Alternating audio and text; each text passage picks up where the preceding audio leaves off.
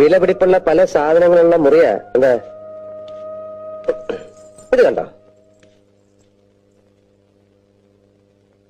ഇതെവിടുന്ന് കിട്ടി? ഇതാ നാഗവല്ലിയുടെ ചിലങ്ക. അതായത് 150 പരം വർഷങ്ങൾ പഴക്കമുള്ള ചിലങ്ക. എന്നാ തെറ്റി. ഇതാ ചിലങ്കയല്ല. ഇതിന് 5 വർഷത്തെ പഴക്കം പോലുമില്ല. എന്ന് വെച്ചാൽ നാഗവല്ലിയുടെ വിലപിടിപ്പുള്ള ഒറിജിനൽ ചിലങ്ക തെക്കിനിയിൽ നിന്ന് പോയി എന്നർത്ഥം. എവിടെ പോവാൻ? ഇത് തന്നെ ആണെന്ന് തോന്നാം, പക്ഷെ ഒറിജിനൽ അല്ല. ചുമ്മാ ഇരി സണ്ണി.